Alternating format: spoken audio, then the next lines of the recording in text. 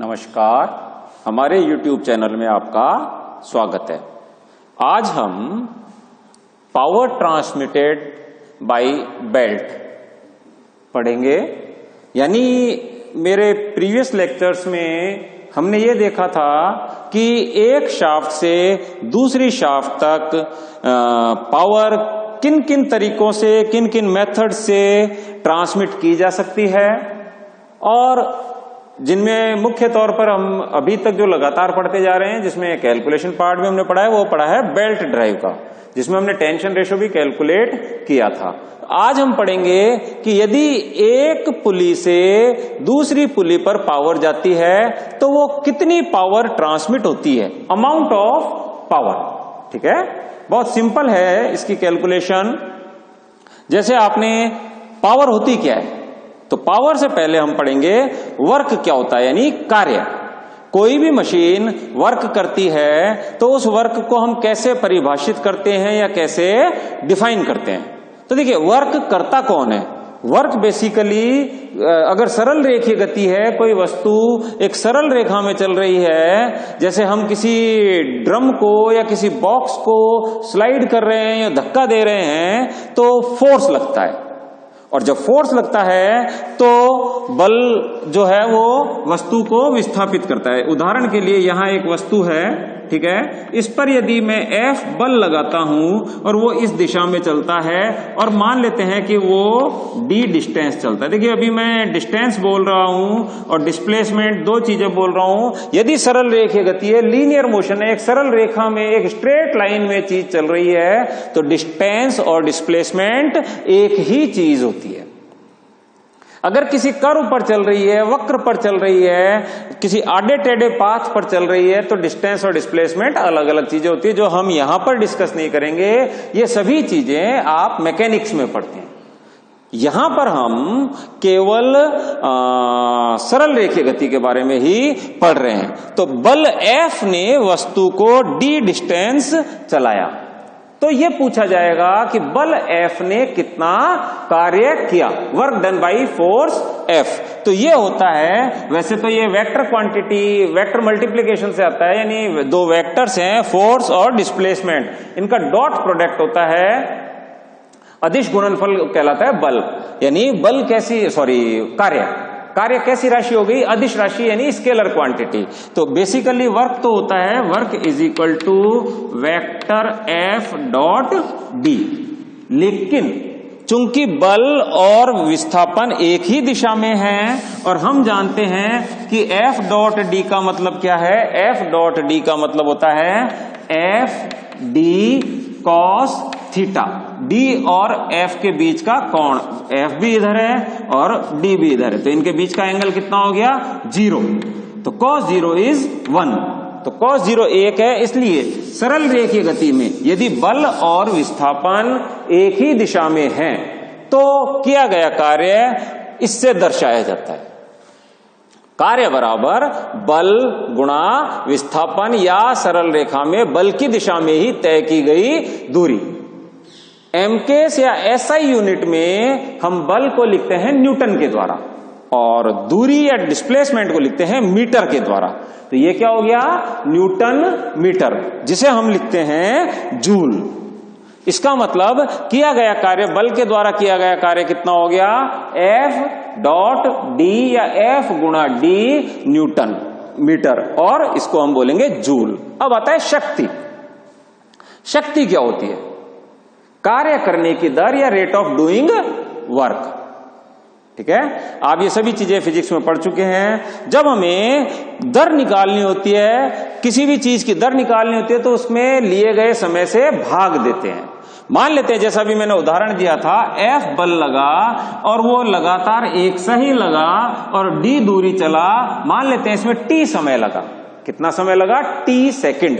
तो दर निकालनी है तो क्या करना पड़ेगा, T सेकंड में किया गया कार्य की दर क्या होगी, उसे हम T से डिवाइड कर दे तो प्रति सेकंड किया गया कार्य आ जाएगा, तो उसे हम बोलेंगे कार्य करने की दर, रेट ऑफ डूइंग वर्क। उसे ही हम पावर या शक्ति बोलते हैं। तो ये क्या हो गया, work upon time, F into D upon T।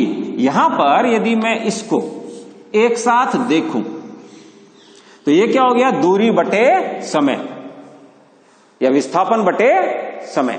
ठीक है, इसका मतलब ये विस्थापन बटे समय क्या होता है, विस्थापन बटे समय होता है वेग। ठीक है, विस्थापन की दर जो होती है एकांक समय में तय की गई दूरी क्या कहलाती है, वेग कहलाती है। इसलिए मैं इसको क्या लिख सकता हूं, वेग। तो ये क्या हो गया, पावर बराबर हो गया बल गुणा वेग, सरल रेखीय गति में।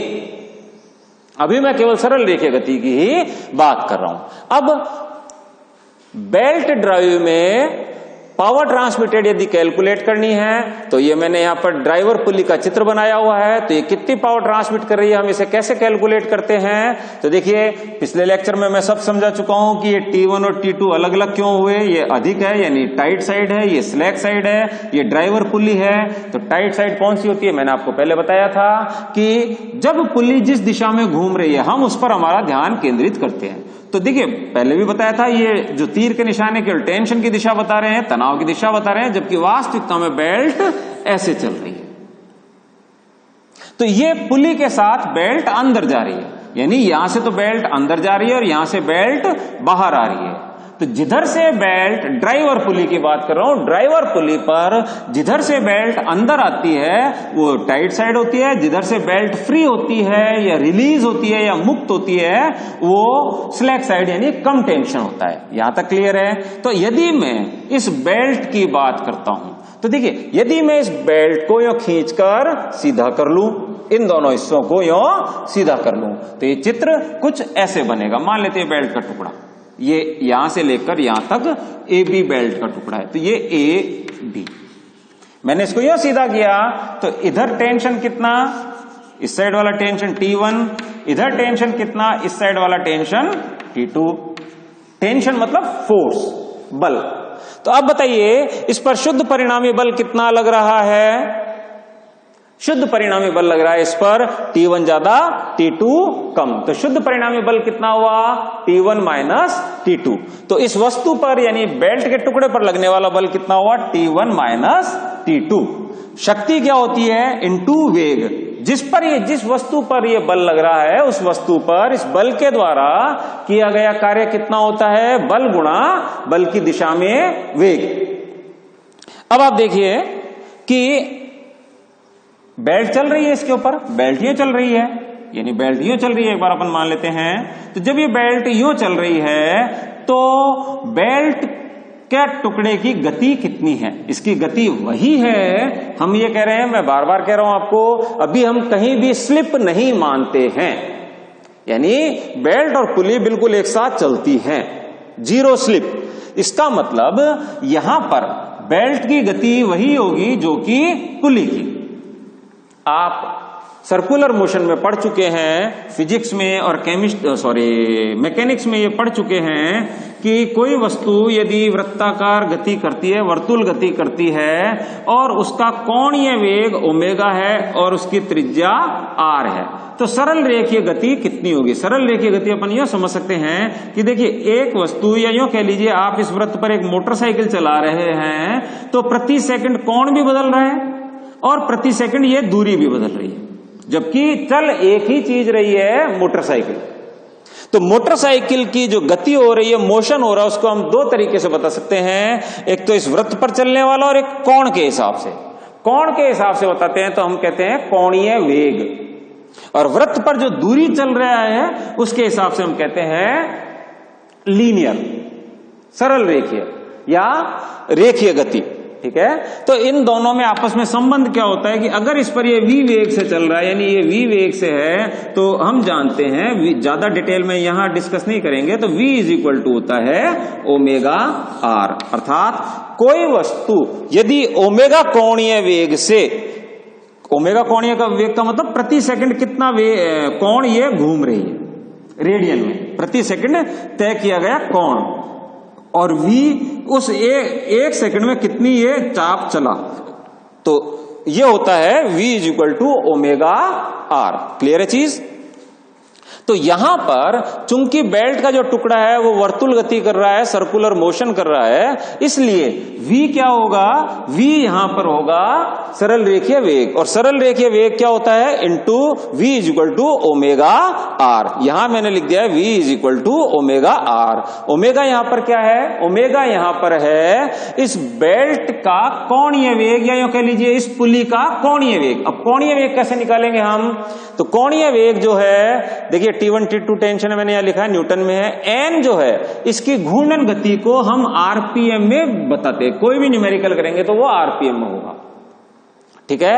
आरपीएम का मतलब है रिवॉल्यूशंस पर मिनट। यदि मोटे तौर पर मैं कहूं कोई वस्तु 60 चक्कर प्रति मिनट लगा रही है, तो बताइए कितना कोण चली वो एक मिनट में, एक मिनट में 60 चक्कर, और एक चक्कर में कितना कोण, 360 डिग्री यानी 2 पाई।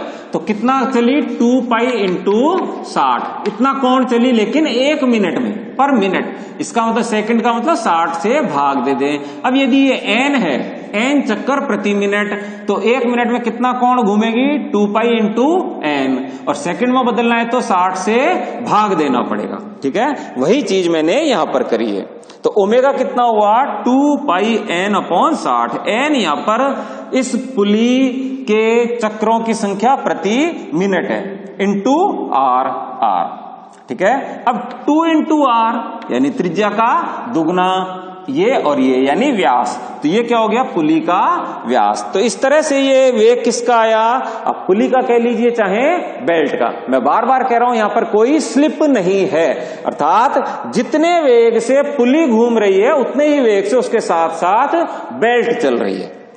तो पावर का अंततः सूत्र क्या हो गया, बल गुणा वेग। तो बल गुणा वेग। अब मैंने इसको सिस्टेमेटिक लिख दिया, थोड़ा सा इसको पहले लिख दिया, तो ये आ गया पावर। पावर होता है pi D N upon 60 into T1 minus T2। ध्यान रखिएगा T1 माइनस T2 क्या है, टेंशन, अधिकतम और न्यूनतम। पावर वाट में नापी जाती है, जूल पर सेकंड यानी वाट। तो इस तरह से हम पावर ट्रांसमिटेड कैलकुलेट करते हैं। यहां तक क्लियर है। अब इसको कैलकुलेट करने का एक दूसरा तरीका भी हो सकता है। देखिए यहां हमने इसको कैसे कैलकुलेट किया है, यहां हमने इसको कैलकुलेट किया है सरल रेखीय गति मानकर। यदि मैं इसको घूर्णन गति मानूं तो हम इसको कैसे कैलकुलेट करेंगे। तो देखिए ज्यादा मैं यहां पर नहीं बता पाऊंगा, बाकी सभी चीज आप मैकेनिक्स में पढ़ चुके हैं, फिर भी जब घूर्णन गति होती है तो किया गया कार्य कैसे कैलकुलेट किया जाता है। किसी भी वस्तु को घुमाने के लिए किस चीज की आवश्यकता होती है, आघूर्ण की। किस चीज की आवश्यकता होती है, आघूर्ण की या टॉर्क की, ठीक है। और टॉर्क कैसे कैलकुलेट करते हैं, मान लेते हैं यहां पर बल F लग रहा है और केंद्र से ये दूरी मान लेते हैं R है, तो बल F के कारण ये घूमेगा। तो टॉर्क क्या होता है, किसी बल का आघूर्ण क्या होता है, बल गुणा घूर्णन केंद्र से लंबवत दूरी। तो देखिए ये त्रिज्या है, ये स्पर्शरेखा है, तो 90 डिग्री यानी लंबवत है। तो बल गुणा लंबवत दूरी कितनी हो गई, F इंटू R। तो क्या हो गया, आघूर्ण क्या हो गया, बल F के कारण आघूर्ण हो गया बल गुणा दूरी, जो हो गया F इंटू R। लेकिन इसकी दिशा, तो दिशा हम ज्यादा राइट हैंड थंब रूल पर नहीं जाएंगे, मोटे तौर पर देखते हैं ये किस दिशा में घूमना चाहेगी। इस बल F के कारण ये घूमना चाहेगी एंटी क्लॉकवाइज। तो बल F के कारण जो आघूर्ण है वो इसको एंटी क्लॉकवाइज घुमाना चाहता है। अब मान लेते हैं कि इस साइड में एक दूसरा बल लग रहा है, वो यहां लग रहा है, वो है P। कुछ भी मान हो सकता है, इसका मान ले 10 न्यूटन है, इसका 20 हो सकता है, लेकिन ये त्रिज्या इसकी वही रहेगी। तो इसके कारण आघूर्ण कितना होगा, बल गुणा लंबवत दूरी PR। ये किधर घुमाने की कोशिश करेगा, क्लॉकवाइज। तो जैसे यहां था T1 इधर लेके जाएगा, T2 उधर लेके जाएगा, ठीक इसी प्रकार से F के कारण आघूर्ण इधर घुमाएगा और P के कारण आघूर्ण इधर घुमाएगा। तो नेट आघूर्ण या नेट टॉर्क कितना हुआ, इसके कारण जो ज्यादा है, मान लेते ये ज्यादा है, तो PR माइनस FR, ये हो गया आघूर्ण। तो घूर्णन गति में घुमाने के लिए जिम्मेदार कौन होता है, आघूर्ण, ठीक है। तो वहां पर चलाने के लिए, सरल रेखीय गति में चलाने के लिए कौन रेस्पॉन्सिबल या जिम्मेदार था, बल।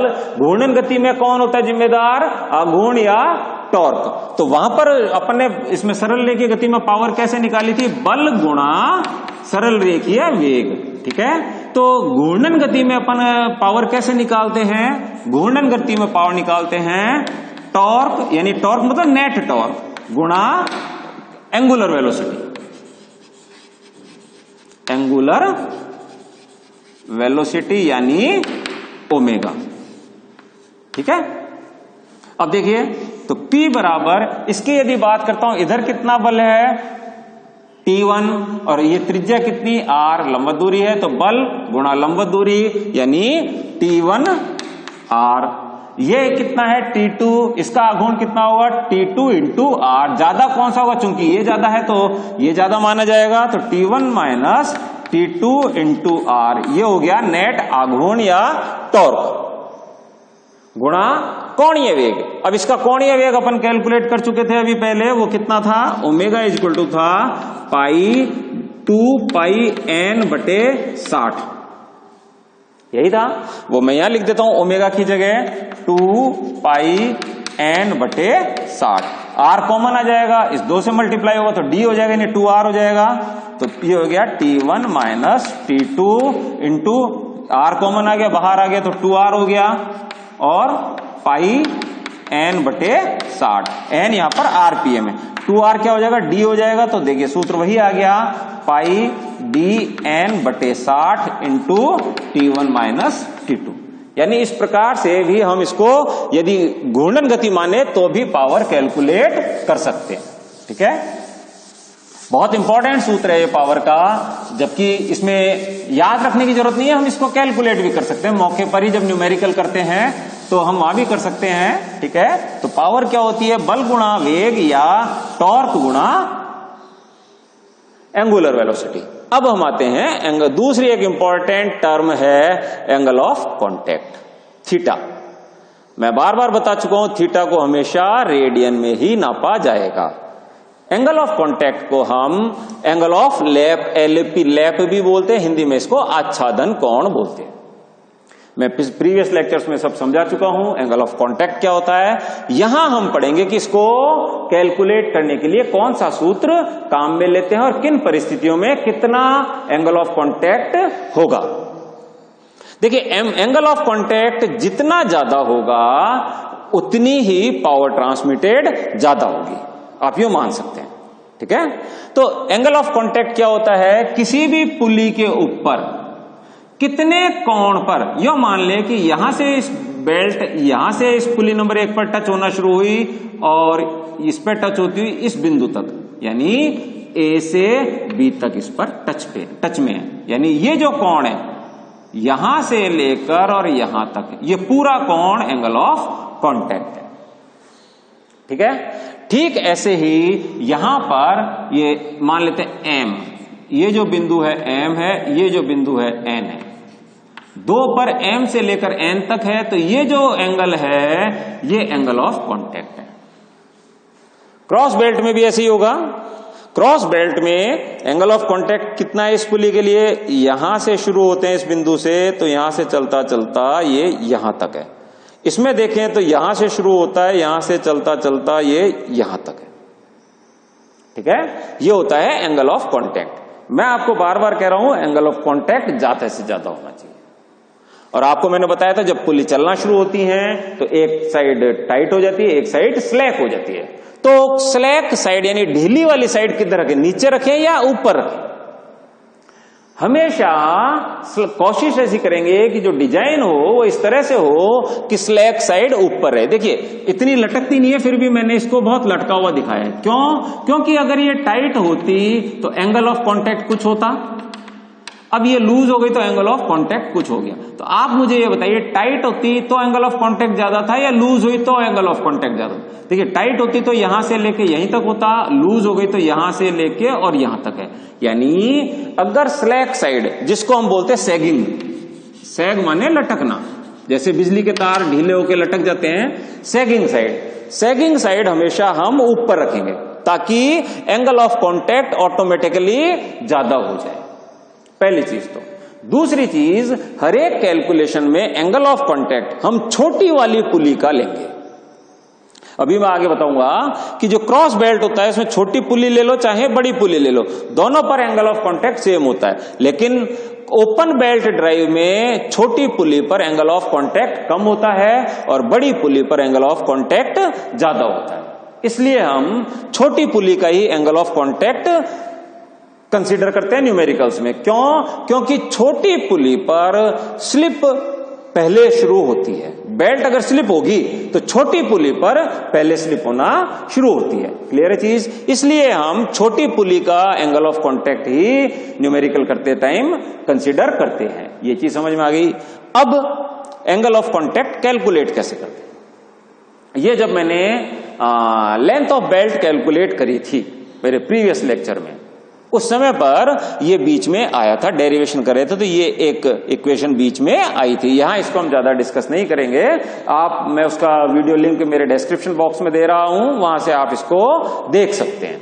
ठीक है, तो देखिए ये R1 है, यहां पर कौन सा ड्राइवर है कौन सा ड्रीवन है हमें इससे कोई मतलब नहीं है। चाहे कोई भी ड्राइवर हो चाहे कोई भी ड्रीवन हो, एंगल ऑफ कांटेक्ट इस पुली पर जितना है वही रहेगा, इस पुली पर जितना है वही रहेगा। तो angle of contact open belt में कैसे कैलकुलेट करते हैं? मान लेते हैं ये एंगल फाई है, तो साइन फाई बराबर कितना होता है? R1 माइनस R2 अपॉन सी। सी क्या है? दोनों पुली के बीच की सेंट्रल डिस्टेंस।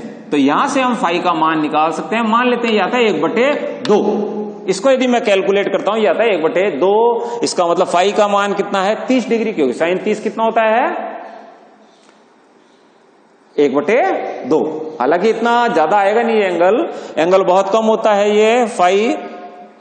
तो अब एंगल ऑफ कांटेक्ट कितना होगा? तो हमने इसका मान निकाला है फाई का। तो यहां पर यदि मैं पूछूं एंगल ऑफ कांटेक्ट कितना, एक नंबर बड़ी पुली पर कितना है, तो देखिए यहां से यहां तक तो कितना, यहां से यहां तक तो 180 यानी पाई, फिर फाई ए और फाई ए यानी pi plus pi plus 2 phi.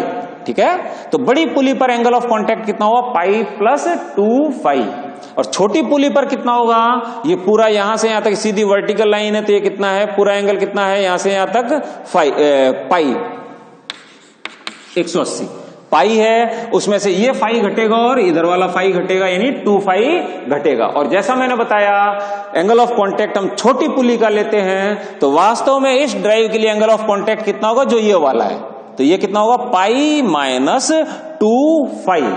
Phi यदि देखिए 180 है, पाई की जगह 180 लिखा है, तो ये डिग्री में है तो ये भी डिग्री में होगा। मान लेते फाई का मान है 3 डिग्री, तो ये कितना हो गया? 6 हो गया। 180 में से 6 गया तो 174 रह गया डिग्री में। अब उसको रेडियन में कैसे बदलते हैं? पाई बटे 180 से मल्टीप्लाई करके। तो ये एंगल ऑफ कांटेक्ट होगा ओपन बेल्ट ड्राइव में। क्रॉस बेल्ट ड्राइव में यदि देखें तो दोनों पर ही सेम होगा। ये कितना है? 180, फिर प्लस 5 इसको ले तो भी 180 प्लस 5 यानी क्रॉस बेल्ट में एंगल ऑफ कांटेक्ट कितना होगा? एंगल ऑफ कांटेक्ट होगा 180 प्लस 2 अगर ये डिग्री में है, क्योंकि ये भी डिग्री में लिखा है तो ये भी डिग्री में लिख रहे हैं, तो इंटू पाई बटे 180 रेडियन।